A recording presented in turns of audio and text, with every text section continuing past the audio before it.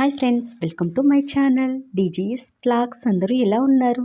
నేనైతే బాగున్నాను. మీరు కూడా బాగుండాలి అని కోరుకుంటూ మరొక వీడియోతో మీ ముందుకైతే వచ్చేసాను. వీడియో ఎక్కడ స్కిప్ చేయకుండా ఎండ్ వరకు చూడండి ఫ్రెండ్స్. ఈ వీడియో చూసే ముందు చిన్న లైక్ ఇచ్చైతే చూడండి. మరి లేట్ ఎందుకు, వీడియోలోకి అయితే వెళ్ళిపోదామా. 1 వీక్ నుండి మన ఛానల్లో బుడతల మామిడి పూజ వీడియోస్, అలాగే అత్తయ్య గారి ఇంటి దగ్గర షూట్ చేసిన వీడియోస్ అయితే మీతో షేర్ చేసుకున్నాను కదా. ఈరోజు వచ్చేసి మేము అత్తయ్య గారి ఇంటి దగ్గర నుంచి వచ్చేసిన తర్వాత మా ఇంట్లో షూట్ చేసిన బ్లాగ్ అయితే మీతో షేర్ చేసుకోబోతున్నాను. సో ఆ ఊరు నుంచి వస్తూ నేనైతే మందార మొగ్గలు అయితే తీసుకొచ్చానండి. నెక్స్ట్ డే మార్నింగ్ పూజకు పువ్వులు ఉంటాయి కదా అన్నట్టుగా. సో నైట్ రాగానే వాటర్లో అయితే వేసేసాను మొగ్గలన్నీ కూడా. నెక్స్ట్ డే మార్నింగ్ చూడండి ఎంత బాగా ఇచ్చుకున్నాయో. ఇప్పుడు టైం వచ్చేసి 5 అలా అయ్యిందండి. తెల్లవారే లేవగానే హౌస్ క్లీన్ చేసేసి ముందు ఈ మొగ్గలన్నీ కూడా ఇలా ఒక న్యూస్ పేపర్ మీద అయితే వేసేస్తున్నాను.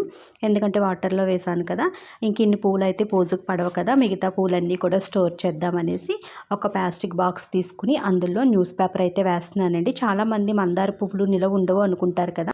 ఇలా స్టోర్ చేసి ఫ్రిడ్జ్లో పెడితే 1 వీక్ వరకు కూడా మందార పువ్వులు అనేవి పాడవకుండా ఉంటాయండి. ఈ మొగ్గలు మరి ఇలా ఇచ్చుకోకుండా కొంచెం ఇచ్చుకుంటూ ఉంటాయి కదా. ఇక్కడ మీరు చూస్తున్నారు కదా, ఇంకా పువ్వు అన్నది మొత్తం విడుచుకోలేదు, కొంచెం మొగ్గలాగే ఉంది కదా. ఇలా ఉన్నప్పుడు ఒక ప్లాస్టిక్ బాక్స్లో ఇలా న్యూస్ పేపర్లు వేసి ఈ మొగ్గలన్నింటినీ కూడా ఆ బాక్స్లో పెట్టేసి, అంటే కొంచెం బాక్స్ మూత అన్నది ఇరుగ్గా ఉండాలి. అంటే మనకి ఆ పువ్వులు ఎక్కువ ఉన్నాయనుకోండి, చిన్న బాక్స్ తీసుకుంటే ఇరుగ్గా పువ్వులన్నీ సర్ది పెట్టినట్లయితే మనకి ఆ పువ్వులు అన్నవి ఇడ్చుకోకుండా ఇలా మొగ్గల్లాగే ఉంటాయండి. మనకి పూజకు ముందు 1/2 అవర్ ముందు ఫ్రిడ్జ్లోంచి తీసుకుని ఎన్ని పువ్వులు కావాలో అన్ని పువ్వులు మొగ్గలు అయితే తీసి బయట పెడితే ఒక 1/2 అవర్కి ఇడ్చుకుంటాయండి. సో నేను ఇక్కడ చూసారు కదా, మొగ్గలుగా ఉన్న పువ్వులన్నీ కూడా ఈ బాక్స్లో అయితే పెడుతున్నాను. ముద్ద మందారం మొగ్గలు అయితే ఇచ్చుకోవు, కానీ ఇలా రేఖ మందారానికి సంబంధించిన ఏ పువ్వులైనా సరేనండి, ఇలా మొగ్గలుగా ఉన్నప్పుడు మనం ఈ విధంగా స్టోర్ చేసి ఫ్రిడ్జ్లో పెట్టినట్టయితే ఎప్పుడైతే అప్పుడు కొన్ని మొగ్గలు తీసుకుని మనం పూజకి అయితే యూస్ చేసుకోవచ్చండి. మళ్ళీ మొగ్గల్లా పెట్టేసినట్లయితే ఇచ్చుకోవు.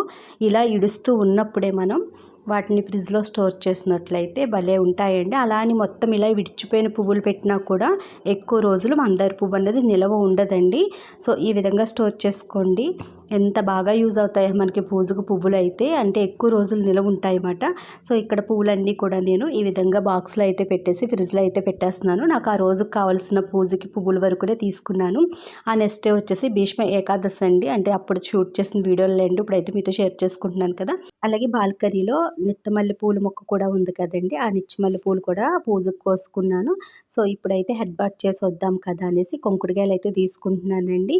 పుట్టకుండా లక్ష్మీ నరసింహస్వామి వారి టెంపుల్కి వెళ్ళినప్పుడు వచ్చే వేలో మొత్తం అన్ని పొలాలే కదండి అవి అంతా కూడా. సో అక్కడ కుంకుడు మొక్కలు అయితే చాలా ఎక్కువగా ఉన్నాయి. ఇప్పుడు కుంకుడుకాయల సీజన్ కదా, అంటే కుంకుడుకాయలు వస్తున్నాయి కదా. సో ఇంక ఈ పచ్చి కుంకుడుకాయలతో మనం తలస్నానం చేసామంటే ఎలాంటి చుండ్రైనా కూడా పోతుందండి. సో అందుకే నాకు ఇప్పుడు శీతాకాలం కదా, ప్రతి ఒక్కరికి డాండ్రఫ్ అయితే ఉంటుందండి. అంటే మన స్కిన్ డ్రైగా అయిపోవటం వల్ల డాండ్రఫ్ లేని వాళ్ళకు కూడా శీతాకాలం కొంచెం తలలో పొలుసులా రావటం డాండ్రఫ్ అయితే ఉంటుంది కదా. సో అలాంటి వాళ్ళు ఇలా పచ్చి కుంకుడుకాయలు దొరికితే కనుక వాటితో తలస్నానం చేసామంటే చుండ్రన్న తగ్గుద్దండి. ఎక్కువ చుండ్రున్న వాళ్ళైతే రకరకాల షాంపూలు వాడతారు. అలా షాంపూలు వాడినప్పటికీ కూడా వాళ్ళకి తగ్గదండి. సో అలాంటి వాళ్ళు కూడా ఇప్పుడు మనకి సీజన్లో దొరుకుతాయి కాబట్టి పచ్చి కుంకుడుకాయలు తెచ్చుకుని వారంలో 2 టైమ్స్ తలంటుకుంటే ఈ కుంకుడుకాయలతో చుండ్రన్న తగ్గిపోద్దండి. ఈ కుంకుడుకాయ రసంతో తల అంటుకున్నప్పుడు మనం నార్మల్గా తల అంటేసుకున్నట్టు కాకుండా ఈ రసం వేసుకుంటూ దువ్వెనతో తల దూకున్నట్లయితే త్వరగా చుండ్రన్నది పోద్దన్నమాట. సో కుంకుడుకాయలు చూసారు కదా ఎంత ఫ్రెష్గా ఉన్నాయో. నేను కోసం అప్పటికే 3-4 డేస్ అయినప్పటికీ కూడా భలే ఉన్నాయి కదండి. ఎక్కువ కాయలు ఇలా 3 కాయలు అయితే ఉన్నాయండి. ఎక్కువ అన్ని కాయలు సింగిల్ కంటా కూడా 3 గుత్తులు అయితే కనిపించాయి. సో లోపల ఇక్కలు కూడా చూడండి భలే ఉన్నాయి, మంచి గ్రీన్ కలర్లో. ఆ లోపడున్న ఇక్కలు మనకి బ్లాక్నెస్గా అయిపోయినప్పుడు కుంకుడుకాయ అన్నది పండిపోయిద్ది. దాన్ని ఎండలో పెట్టుకుని మనమైతే సంవత్సరం పొడికి నిల్వకి పోయించుకుంటాం కదా కుంకుడుకాయలు, ఎండు కుంకుడుకాయలు. సో అవి అవుతాయన్నమాటండి. నేను ఫస్ట్ అనుకున్నాను బయట కుంకుడుకాయ ఎండిపోయిన తర్వాత, అంటే పండిపోయి ఎండబెడతాం కదా, ఎండిన తర్వాత ఆ ఇక్కలు అన్నవి మనకి బ్లాక్గా అయిపోతాయేమో అనుకున్నానండి. కానీ అది కాదు, ఇందులో కూడా 4-5 ఎండు కుంకుడుకాయలు ఉన్నాయి. అప్పుడు అర్థమైంది ఆ ఇక్క అన్నది ముందే బ్లాక్గా అవుతుందండి. ఇక్క ఎప్పుడైతే బ్లాక్గా అయ్యిందో అప్పుడు కుంకుడుకాయ పైన పండుతుందన్నమాట. సో, చూసారు కదండీ! ఈ కాయలు కొట్టడానికి అయితే మా చిన్నతనంలో చిన్న చిన్న రాళ్ళు కానీ, లేకుంటే సుత్తి ఉంటది కదా! సుత్తితో అయితే కొట్టేవాళ్ళమండి. ఇప్పుడు ఎవరు కుంకుడుకాయలు కొట్టుకునే సుత్తులు, రాళ్ళు దాసుకుంటున్నారు. ఇప్పుడు కుంకుడుకాయలతో ఎవరు తలంటుకుంటలేదు కదా! సో, ఇంకా మా ఇంట్లో కలం అయితే ఉందండి. ముందైతే సందుకాలు పుత్రం ఉంటది కదా! అదైతే తీసి కొడదాం అనుకున్నాను. అమ్మో! టైల్స్ పోతే అది కూడా చాలా బరువుగా ఉంటది కదా! కింద వాళ్ళకి డిస్టర్బ్‌గా ఉంటది. ఆ టైల్స్ కూడా ఇదైపోతాయి అన్నట్టుగా మళ్ళీ కలము గుర్తొచ్చింది. వెళ్ళి కలం తీసుకొచ్చి కలానికేసి కొట్టానమాట. సో, మనకి పచ్చి కుంకుడుకాయలు నురగన్నది వచ్చినప్పటికీ కూడా మరీ ఎక్కువ తిక్కుగా రాదండి. ఏదో వాటర్ వాటర్‌గా ఉంటది. నురగైతే బానే వస్తది. అదే పండిపోయిన కుంకుడుకాయలతో రసం ఎక్కువ వస్తదండి. దాని స్మెల్ వేరేగా ఉంటది.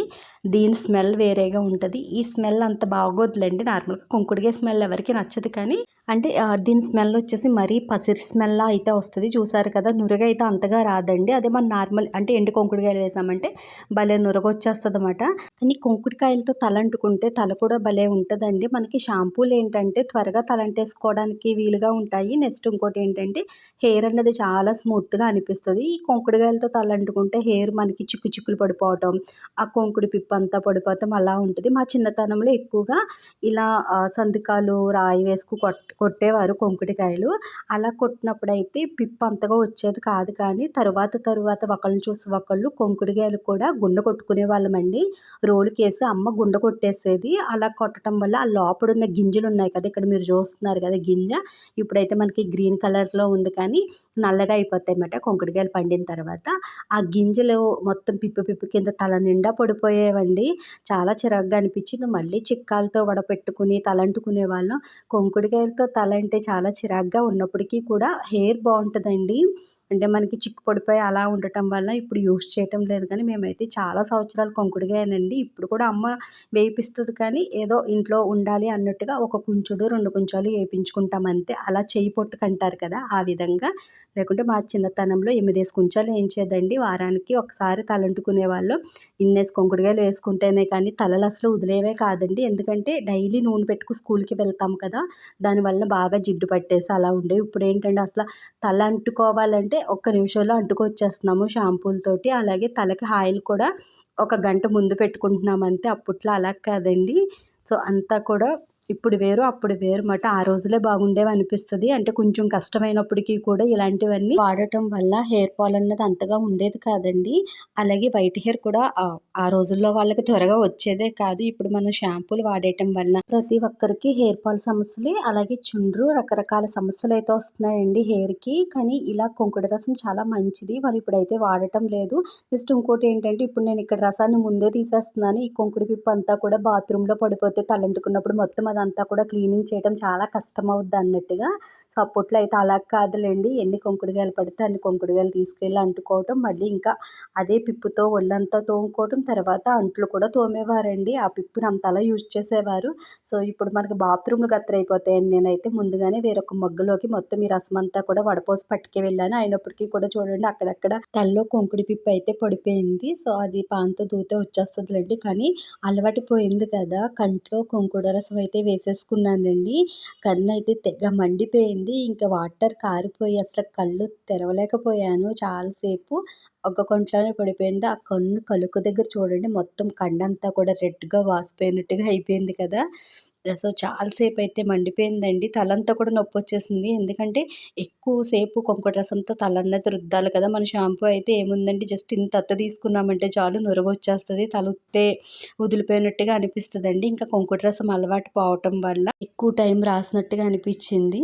సో, ఇక్కడొచ్చేసి ఇంకా ఈ పొట్టయితే ఇలా చివర్లు పట్టుకుని తల దులుపునట్లయితే పొట్టంతా కూడా ఊడిపోద్దండి. ఇంకా కనుమంటయితే మామూలుగా రావటం లేదు. ఇలా మండినప్పుడు చిన్నప్పుడు అమ్మ వాళ్ళైతే కల్లుప్పు ఉంటది కదా! కల్లుప్పు అయితే నోట్లో వేసుకోమనేవారండి. ఆ కల్లుప్పు వేసుకుని చప్పలిస్తే ఆ కంట్లోంచి వాటర్ ఆగేది. ఆ మంట తగ్గేదండి. అసలు మరి కుంకుడుకాయ రసానికి ఆ కల్లుప్పుకి సంబంధం ఏంటో తెలీదు కానీ అలా అయితే తగ్గేది. ఇంకా ఎక్కువ వాటర్ కారిపోయి మండిపోతున్నట్లయితే టవల్ ఉంటుంది కదా, కాటన్ క్లాత్, టవల్ అనే కాదండి, కాటన్ క్లాత్ ఏదైనా సరే దాన్ని తీసుకుని మనం ఇలా ఆవిరి పడతాం కదా, నోటితో ఉఫ్ అని ఊత్తే ఆవిరి కింద వస్తుంది కదా, ఆ విధంగా చేసి కంట్లో ఒత్తేవారు కంటికి.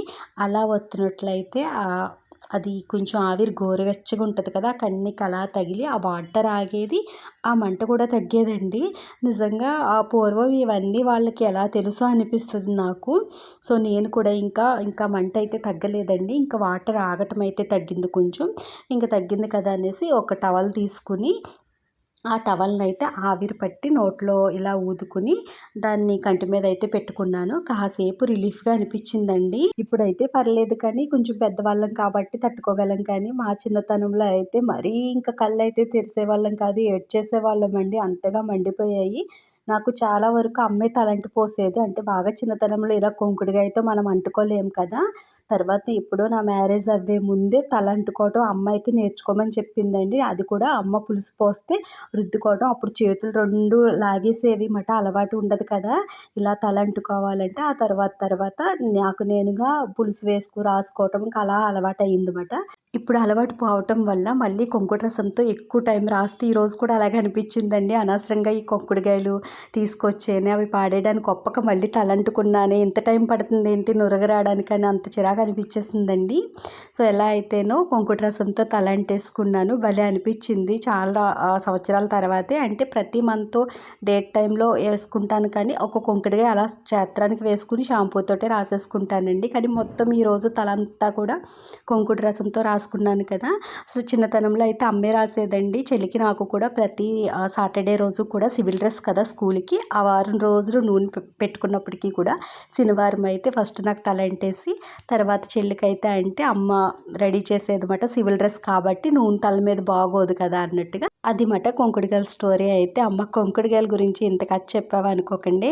సో ఇంకా టైం వచ్చేసి 11:30 అయిపోయిందండి. ఇంకా ముందు రోజే ఊరి నుంచి వచ్చాను కదా, ఇంట్లో కూడా టమోటాలు అయితే ఉన్నాయి, ఇంకా టమోటా పప్పు చేసేద్దాం కదా అనేసి నేను స్నానానికి వెళ్ళే ముందే రైసు పప్పు కడిగేసి రైస్ కుక్కర్లో పెట్టేసి వెళ్ళానండి. అదే స్టవ్ మీద పెట్టాను అనుకో పప్పు, మళ్ళీ నేను తలంటుకు వచ్చేలోపు లేట్ అవుతే అందులో వాటర్ లేకపోతే మాడిపోద్ది కదా.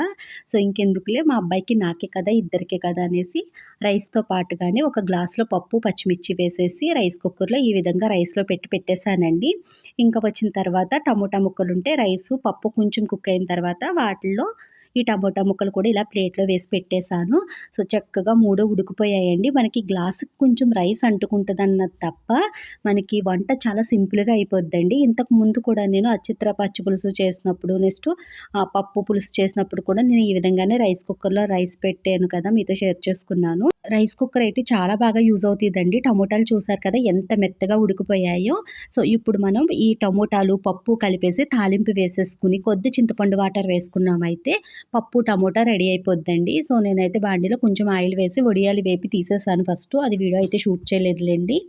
సో ఇంకా వడియాలు తీసేసిన తర్వాత అదే నూనెలో పప్పు తాలింపు అయితే వేసేసాను. ఆవాలు, జీలకర్ర, పచ్చిమిర్చి కాదు ఎండుమిర్చి, వెల్లుల్లి, కరివేపాకు వేసేసి అవి బాగా ఫ్రై అయిన తర్వాత అందులో పప్పు వేసేసాను. పప్పు గుత్తుతో పప్పు బాగా మెదిపేసుకోవచ్చు. సో పప్పు ఆల్రెడీ చాలా ఉడికిపోయింది కదా, ఇంక పప్పు గుత్తు పెట్టే అంత అవసరం లేదు అన్నట్టుగా నేనైతే గరిటతోటే మెదిపేసానండి. ఇప్పుడు ఇందులో టమోటా ముక్కలు కూడా వేసేసి ఒకసారి బాగా మెదిపేసినట్లయితే పప్పు టమోటా రెడీ అయిపోయినట్టే. ఎల్లుల్లిపాయలు తీసినప్పుడు అవి పొట్టు ఉంటుంది కదా, పొట్టు అయితే వీటికి అంటుకుంది, అదైతే తీసేస్తుంది అనమాట. సో ఇప్పుడు టమోటా ముక్కలు కూడా వేసేసిన తర్వాత ఒకసారి బాగా కలయదీసేసి ఇందులో ఉప్పు, పసుపు, చింతపండు వాటర్ వేసేసామంటే పప్పు టమోటా రెడీ. ఒక పక్క రైస్ రెడీ అనండి. చాలామందికి రైస్ కుక్కర్లో రైస్ ఒకటే చేసుకోవాలేమో అనుకుంటారు. నార్మల్గా పప్పు అయితే ఎక్కువ క్వాంటిటీలో పెట్టాము అంటే పప్పు కూడా ఉడికిపోద్దండి, కానీ తక్కువ క్వాంటిటీలో అయితే ఇలా రైస్తో పాటుగా పెట్టుకోవాలి. అంటే పప్పు ఉడకడానికి ఎక్కువ టైం పడుతుంది కదండి, ఇంకా అలా అంత టైం కంటే కూడా మనకి నార్మల్ కుక్కర్లోనే బెస్ట్ అనిపిస్తుంది. నార్మల్గా రైసు, పప్పు ఇవన్నీ స్టవ్ మీద పెట్టామంటే మనం గడికి ఒకసారి వచ్చి చూసుకుంటూ ఉండాలి. ఆ రోజు ఏంటంటే నాకు మార్నింగ్ నుంచి ఇంట్లో వర్క్ ఉండటం వల్ల ఇంకా మనం స్టవ్ మీద వండి తలంటు కొత్తుల్లోకి మా అబ్బాయి క్యారేజ్కి లేట్ అయిపోద్ది అన్నట్టుగా నేనైతే ఇంకా రైస్ కుక్కర్లో పెట్టేశాను. చూసారు కదా, చాలా తక్కువ టైంలోనే తాలింపు వేసేసి కొద్దిగా వాటర్ అంటే చింతపండు వాటర్ వేసేసానండి. చాలా సింపుల్గా చేసేసుకోవచ్చు. అలాగే రైస్ కుక్కర్లో మనం ఇలా రైస్ పప్పే కాదు టీ పెట్టుకోవచ్చు, పాలు కాసుకోవచ్చు, కర్రీస్ తాలింపు పెట్టుకోవచ్చు, టిఫిన్స్లో ఉప్పిడి పిండి చేసుకోవచ్చు. అలాగే ఇడ్లీ కూడా భలే ఉడుకుద్దండి. సో రైస్ కుక్కర్ యూజ్ చేయటం వస్తే చాలా విధాలుగా యూజ్ చేయొచ్చు. కానీ ఒకటండి, మనకి స్టవ్ మీద అయినంత ఫాస్ట్గా అవ్వదు, ఎక్కువ టైం పడుతుంది. నార్మల్ కుక్కర్ కూడా మనం స్టవ్ మీద పెట్టామంటే ఒక 3-4 విజిల్స్ వేయించేసుకున్నామంటే ప్రెజర్ పోయేంత వరకు మూత తీయటానికి టైం పడదు తప్ప మనకి ఏదైనా సరే బేక్ కుక్ అయిపోద్ది, వెంటనే ఆఫ్ చేసేసుకోవచ్చు. ఇదేంటంటే ఆ వాటర్ అంతా కూడా ఆవిరయ్యి ఉడకాలి కాబట్టి కొంచెం టైం పడుద్ది. కానీ ఎక్కడికైనా వెళ్ళాలి, వంట చేసే టైం లేదు అన్నప్పుడు ఇలా రైస్ కుక్కర్లో కడిగి పెట్టేసుకున్నామంటే మనం దగ్గరుండి చూసే అవసరం కూడా ఉండదండి. మనం బయటికి వెళ్ళొచ్చే లోపు మనకి రైస్ పప్పు కూడా రెడీ అయిపోయి ఉంటుంది. వంట సింపుల్గా అయిపోద్ది అన్నమాట. సో ఇంకా మా అబ్బాయి క్యారేజ్ టైం అయిపోతుంది, క్యారేజ్ అయితే పెట్టేయాలి. ఇంకా రైస్ చూసారు కదా, రైస్ అయిపోయింది, పప్పు కూడా తాలింపు వేసేసాను. మా అబ్బాయికి అయితే క్యారేజ్ పెట్టేయాలి, టైం అయిపోతుంది కదా. అంతే మరి ఈ వీడియో నచ్చినట్టయితే లైక్ చేయండి, షేర్ చేయండి. అలాగే మరిన్ని వీడియోలు మన ఛానల్లో మీరు చూడాలి అనుకుంటే మన ఛానల్ని సబ్స్క్రైబ్ చేసుకోండి. Thanks for watching. Bye bye. రేపటి వీడియోలో మళ్ళీ కలుసుకుందాం.